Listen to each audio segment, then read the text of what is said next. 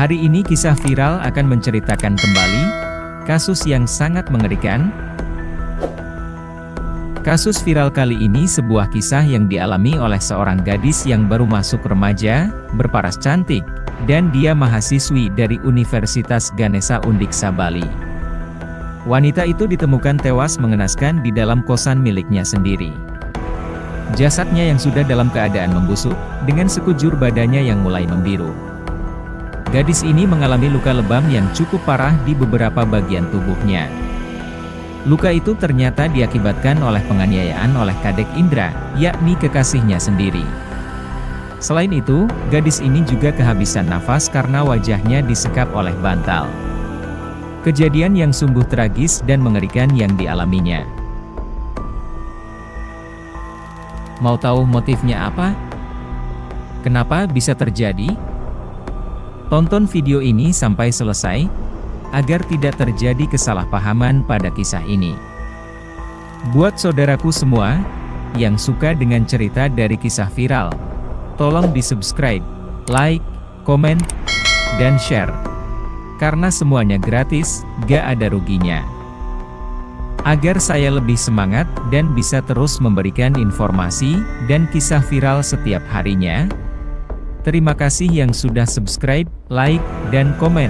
Saya doakan, semoga selalu diberikan kesehatan, dan sukses buat kita semua.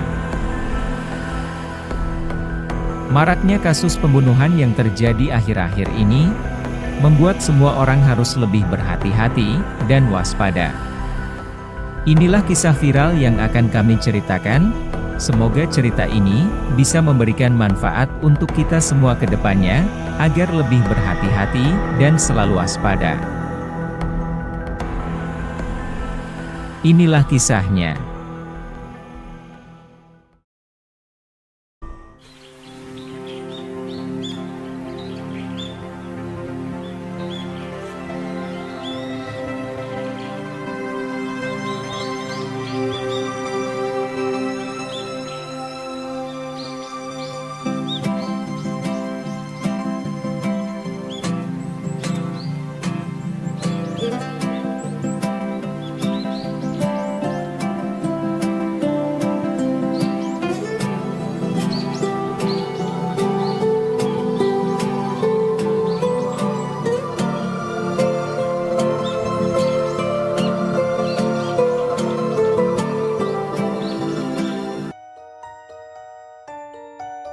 Kisah viral kali ini datang dari Banjar Senganan Kanginan, Kabupaten Tabanan, Bali.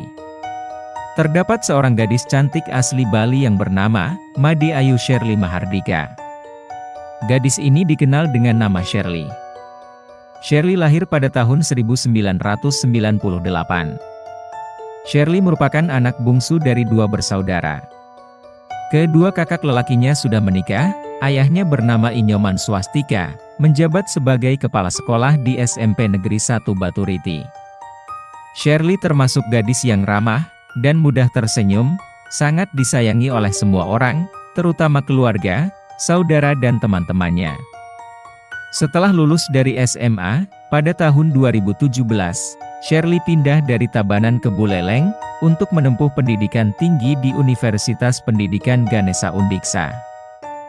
Dengan mengambil jurusan pendidikan fisika.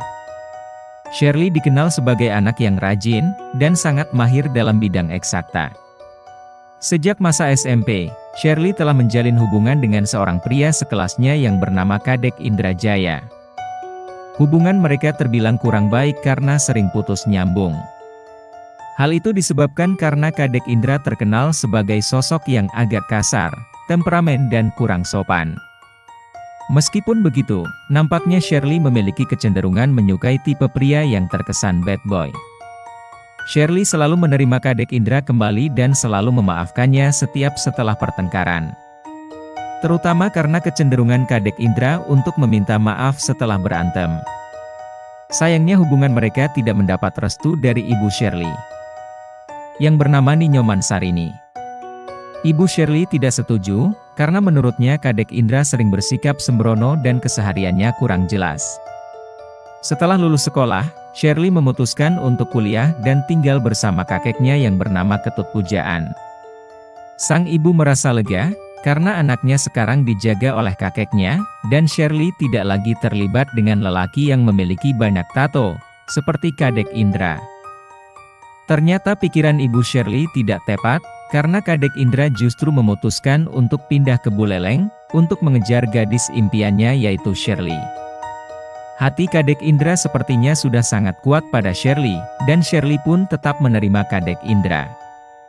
Bahkan menjalani hubungan secara diam-diam tanpa sepengetahuan keluarganya, terutama sang kakek yang menjaganya. Meskipun mereka menjalani hubungan dengan cara yang lebih tersembunyi, tabiat temperamen dan posesif Kadek Indra mulai memunculkan dampak negatif kepada Shirley. Kadek Indra selalu ingin mengendalikan kekasihnya Shirley, membuat hubungan mereka lama-kelamaan menjadi toksik. Shirley bagaimanapun akhirnya berani melawan setiap kali Kadek Indra mencoba untuk mengontrolnya secara berlebihan. Bahkan sampai pada titik di bulan Oktober tahun 2017, di mana Shirley akhirnya mengaku pada orang tuanya, bahwa selama ini ia masih menjalani kisah cintanya secara diam-diam dengan Kadek Indra. Namun, pemuda tersebut telah melampaui batas. Tidak hanya dengan sikap kasarnya saat marah, tetapi juga dengan memberikan ancaman pada Shirley dan orang tuanya. Hal ini segera menjadi perhatian keluarga Shirley, yang melaporkannya kepada pihak berwajib. Berdasarkan laporan tersebut, Kadek Indra kemudian diperiksa dan ditahan karena kekerasan yang selama ini dilakukannya terhadap Shirley. Setelah proses hukum yang sudah berjalan, Kadek Indra divonis 1 tahun penjara. Namun, tampaknya vonis tersebut tidak membuatnya kapok. Kadek Indra hanya menjalani 10 bulan masa hukuman, sampai sebelum akhirnya dibebaskan. Setelah bebas, Kadek Indra mencoba mendekati Shirley kembali. Meminta maaf, sambil menangis, dan berjanji akan berubah. Dia bahkan berusaha mencari pekerjaan, agar dapat segera menikahi Shirley setelah Shirley lulus kuliah. Shirley yang terkadang mudah luluh hatinya, dengan kata-kata manis lelaki itu menerima kembali Kadek Indra, meskipun pernah mengalami kekerasan dari lelaki tersebut. Lelaki yang lahir pada tanggal 25 September tahun 1998 itu, kemudian tinggal sementara di rumah temannya, dan bekerja sebagai kuli serabutan. Ketika ada proyek dia bekerja, jika tidak dia ikut membantu dengan tugas sehari-hari, seperti menjadi tukang parkir kendaraan di depan minimarket. Yang penting baginya adalah dapat mengubah nasibnya melalui usaha, dan perubahan positif dalam hubungan dengan Shirley.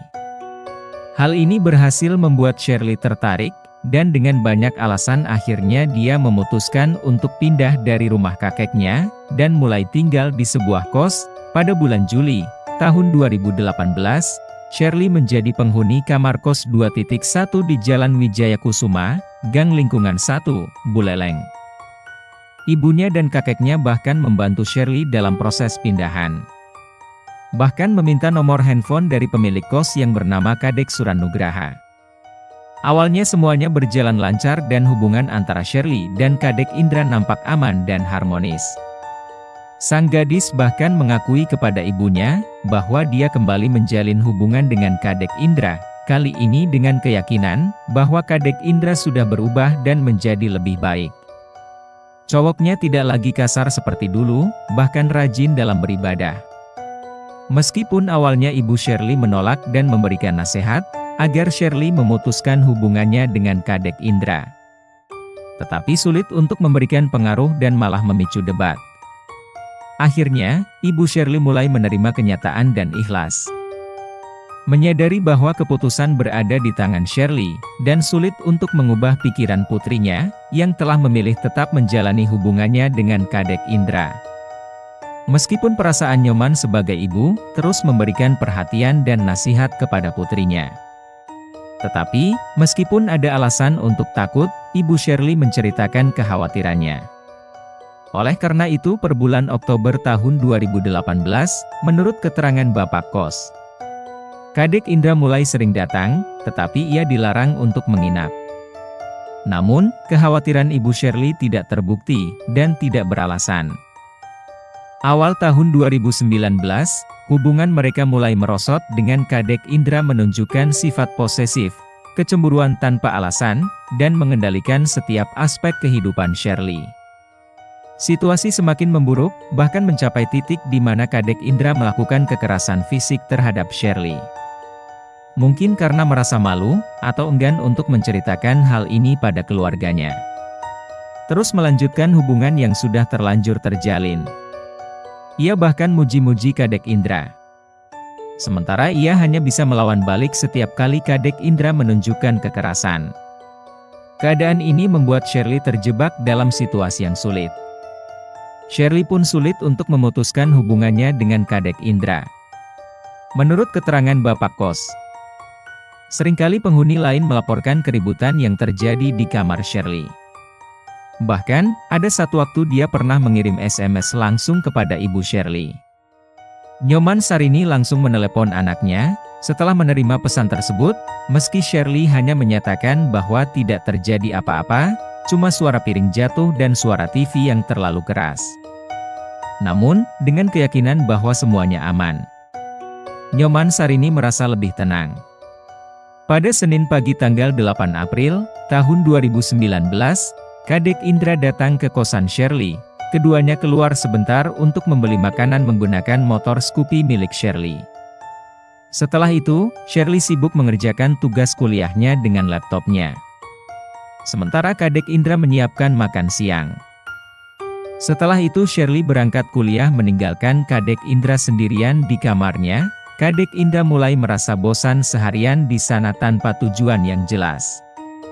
Kemudian pada sore itu Kadek Indra ingin mengajak Shirley jalan-jalan setelah kuliah. Namun, tiba-tiba WhatsApp Shirley berbunyi dan Kadek Indra merebut langsung handphone Shirley, karena ingin mengetahui siapa pengirim pesan, dan apa isi pesannya. Ternyata teman kuliah Shirley mengirimkan pesan, untuk mengajak belajar bersama, karena ada tugas kelompok yang harus dikerjakan pada malam itu. Situasi ini membuat Kadek Indra marah. Dia merasa kesal karena sudah seharian ditinggalkan saat Shirley pergi kuliah, dan sekarang Shirley ingin pergi lagi. Terutama setelah menerima pesan dari teman cowoknya, Kadek Indra merasa curiga dan tidak setuju, karena menurutnya teman Shirley tersebut bukan hanya ingin belajar kelompok, tapi ingin dekat dengan Shirley. Baginya ini terdengar aneh mengerjakan tugas kelompok pada malam hari, terlebih karena cowok yang mengirim pesan. Shirley mencoba menjelaskan bahwa tugasnya harus dikumpulkan besok, dan sulit jika dikerjakan sendiri, terlebih lagi karena tugas fisika yang kompleks. Namun, Kadek Indra tampaknya tidak peduli dan hanya fokus pada ketidaksetujuannya terhadap Shirley yang hendak keluar malam itu. Dia bahkan merespon pesan teman Shirley di WhatsApp dan menyatakan bahwa teman tersebut tidak diizinkan datang. Gadis itu memberontak yang membuat Kadek Indra semakin marah. Pertengkaran fisik antara mereka berdua dimulai, dan keadaan semakin tak terkendali. Kadek Indra menggunakan kekerasan terhadap Shirley, bahkan menyerangnya dengan bantalan dan menyebabkan keadaan semakin memburuk. Akhirnya Shirley menghembuskan nafas terakhirnya pada usia yang belum genap 21 tahun. Menjadi korban tragis dari kekerasan dalam hubungannya dengan Kadek Indra. Tindakan Kadek Indra semakin mencemaskan, ketika sudah membunuh Shirley, lalu dia mencium kening pacarnya dan menidurkannya di kasur. Kemudian Kadek Indra menonaktifkan handphone Shirley dan mengunci pintu kamarnya, sebelum akhirnya kabur ke Tabanan. Situasi ini semakin menunjukkan tindakan yang tidak hanya kasar, tetapi juga merugikan, dan mengancam keamanan Shirley. Keputusannya untuk menonaktifkan handphone, dan mengunci pintu menunjukkan niat yang jelas, untuk mengisolasi Shirley, dan meninggalkannya tanpa bantuan atau akses untuk meminta pertolongan. Semua tindakannya ini menambah dimensi kekerasan, dan kontrol yang sangat berbahaya dalam hubungan mereka. Tidak adanya kabar dari Shirley membuat salah satu sahabatnya, Melly Riastuti merasa bingung. Melly mencoba menghubungi Shirley melalui WhatsApp dan telepon, namun tidak berhasil. Khawatir dengan keadaan temannya, Melly memutuskan untuk datang ke kosan Shirley pada malam Senin, sekitar jam 8 malam. Namun, kosan tersebut terkunci dan tampak kosong. Setelah berkali-kali mengetuk dan memanggil Shirley, Tetapi tidak mendapatkan jawaban, akhirnya Melly pulang. Keesokan harinya Selasa dan datang lagi sekitar jam 1 siang. Saat itu dia hanya melihat motor Scoopy milik Shirley dengan nomor plat DK 2495HC, yang tetap berada di tempat parkir. Posisinya tidak berubah sejak malam sebelumnya. Melit mencoba untuk mendapatkan respon setelah beberapa kali mengetuk pintu kamar Shirley. Tetap tanpa hasil. Setelah 2 hari kejadian tersebut, sang ibu, Nyomansari, mulai merasa khawatir, karena tidak bisa menghubungi anaknya. Meskipun sempat mencoba menghubungi pemilik kosan, Pak Sura, yang memberitahu bahwa kamar Shirley tutup karena mungkin sedang kuliah. Sang ibu tetap merasa khawatir. Nyomansari akhirnya mengirim pesan WhatsApp kepada salah satu teman kuliah Shirley, yaitu Meda, untuk menanyakan keberadaan putrinya. Pemuda itu memberitahu bahwa Shirley tidak masuk kuliah selama 2 hari, dan meminta bantuan untuk mengecek ke kosannya. Pada Kamis, tanggal 11 April, tahun 2019, jam 10 pagi. Meda, Albert, dan Melly mendatangi kediaman Shirley. Mereka mengetuk pintu, namun tidak mendapat jawaban. Kemudian, mereka melihat ada kunci kamar di celah jendela. Tanpa ragu, kunci diambil dan mereka membuka kamar tersebut. Begitu pintu terbuka, sedikit aroma busuk langsung menyengat dan disinilah mereka menemukan tubuh Shirley yang sudah tidak bernyawa. Kejadian ini segera dilaporkan kepada pemilik kos, dan disambungkan ke pihak kepolisian. Tubuh Shirley kemudian dibawa ke RSUP Sanglah, untuk menjalani otopsi, guna menentukan penyebab pasti kematiannya. Kejadian ini merupakan berita yang sangat tragis, dan menyedihkan untuk pihak keluarga dan teman-temannya. Dan pihak kepolisian akan melakukan penyelidikan lebih lanjut, untuk mengungkap fakta-fakta terkait kasus pembunuhan Shirley. Menurut Kapolsek Buleleng, Kompol Anat Agung Wiranata Kusuma, pihak kepolisian melakukan olah tempat kejadian perkara atau TKP, dan penyelidikan terkait kematian Shirley. Dari hasil olah TKP dan penyelidikan, diketahui bahwa nyawa Shirley melayang akibat benturan benda tumpul di kepalanya, serta kehabisan nafas. Lalu keterangan dari penghuni kamar kos lainnya yang menyebutkan bahwa, orang terakhir yang bersama Shirley adalah kekasihnya, yaitu Kadek Indra. Dengan bantuan teman-teman Shirley, mereka berhasil menjebak Kadek Indra melalui pesan WhatsApp. Meminta agar dia datang ke daerah kampus Undiksa, karena ada hal penting yang perlu disampaikan.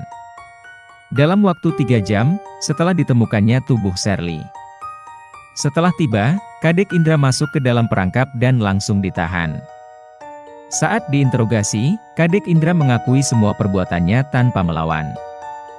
Dia menyatakan menyesal atas tindakannya, dan sangat mencintai Shirley. Namun, sulit baginya untuk meredam amarah dan rasa cemburunya. Terutama mengingat statusnya yang tidak jelas, dan situasinya sebagai pengangguran. Kadek Indra merasa khawatir kehilangan Shirley, terutama saat melihat bahwa teman-teman cowok Shirley tampan dan berpendidikan. Sementara dia sendiri merasa minder dengan keadaannya. Kondisi ini membuatnya menjadi posesif dan merajai pikiran serta hati saat Shirley pergi kuliah. Pengakuan pelaku mencerminkan bahwa, cemburu melihat Shirley menerima pesan WhatsApp dari teman pria. Terutama jika dilawan oleh pacarnya, dianggapnya sebagai suatu bentuk pelecehan terhadap harga diri baginya. Menghadapi perlawanan dari kekasihnya, terutama dari seorang perempuan, membuatnya merasa seperti kehilangan harga diri, ungkapnya. Motif cemburu yang diungkapkan oleh pelaku masih menjadi pokok pengembangan penyelidikan. Kondisi emosional terutama saat berantem, tampaknya memicu reaksi agresif dengan saling pukul-pukulan. Pelaku mengungkapkan bahwa dia sering berdoa, dan ini mungkin mencerminkan ketidakstabilan emosional yang dialaminya. Penting untuk dicatat bahwa, menurut kesaksian ibu korban Nyoman, di Pengadilan Negeri Singaraja, ia menyatakan bahwa selama ini ia tidak menyukai kekasih anaknya, alasan utamanya termasuk penampilan Kadek Indra dengan banyak tato, dan wajah yang dianggapnya ngeselin. Keterbukaan Nyoman ini dapat memberikan pemahaman tambahan tentang faktor-faktor yang mungkin mempengaruhi tingkah laku pelaku. seperti ketidaksetujuan dari lingkungan keluarganya terhadap hubungan Shirley dan Kadek Indra. Dulu, pelaku terdengar pernah meneriaki Shirley sebagai residivis, yang membuat wanita berusia 49 tahun, Nyoman yakin, bahwa sangat sulit bagi pemuda tersebut untuk mengubah tabiatnya. Pelaku yang sering hanya menunggu Shirley pulang kuliah, tidak menunjukkan tanda-tanda perubahan atau keseriusan dalam mencari pekerjaan. Nyoman meragukan kemauan Kadek Indra untuk berubah. Pada pembacaan keputusan akhir pada Selasa, tanggal 17 September, tahun 2019, hakim yang dipimpin oleh Bapak Iwayan Sukanila, membacakan tuntutan kepada Kadek Indra Jaya, atas pelanggaran pasal 338 KUHP, dan pasal 351, ayat 3. Yang berkaitan dengan tindakan kasar, yang mengakibatkan berakhirnya nyawa orang lain. Pemuda tersebut yang berasal dari desa Dajan Peken, Tabanan, dijatuhi hukuman 14 tahun kurungan, dan dinyatakan tidak boleh bebas, sampai masa tahanannya habis. Vonis ini sejalan dengan permintaan yang dibacakan oleh Jaksa Penuntut Umum. Hukuman ini menunjukkan, seriusnya konsekuensi dari tindakan pelaku terhadap Shirley. Sebenarnya, pada waktu itu sang pengacara Gede Surya di pengadilan menyarankan kepada Kadek Indra, untuk melakukan upaya banding. Banding ini bisa menjadi opsi untuk mengurangi masa hukumannya hingga sepertiga dari tuntutan awal. Namun, entah mengapa lelaki tersebut justru menolak dan rela bertanggung jawab atas segala perbuatannya. Itulah kasus yang belum lama ini terjadi, sungguh bejat dan tak berperikamanusiaan. Semoga atas kisah yang sudah kisah viral sampaikan ini, menjadi pelajaran untuk kita semua, agar terus mengawasi anak-anaknya yang sudah beranjak remaja. Memasuki usia yang rentan untuk memilih, mana yang baik, dan mana yang buruk. Peran dari orang tua amatlah besar. Karena itu, agar senantiasa menjaga perilaku, dari tindakan para remaja di luar sana, yang sudah sangat tidak terkendali. Banyak dari para remaja itu terjerumus pada sebuah keseharian yang negatif, hingga menjadi kebiasaan yang tidak mereka sadari. Sebab, umumnya para remaja sedang berada pada proses menemukan jati diri, dan mereka sering mencoba hal-hal yang baru, yang bahkan itu termasuk hal-hal ke arah yang negatif. Bagi semua sahabat kisah viral, teruslah waspada dari hal-hal yang tidak baik, jagalah semua saudara, kerabat, keluarga kalian yang berharga, dari kejahatnya orang-orang yang ada di luar sana. Tetaplah waspada dan berhati-hati, karena kejahatan bisa muncul dimanapun, dan kapanpun. Semoga kita semua selalu dalam lindungan Allah, dan dijauhkan dari orang-orang yang jahat. Sehat selalu buat kita semua, sampai bertemu lagi di cerita kisah viral selanjutnya.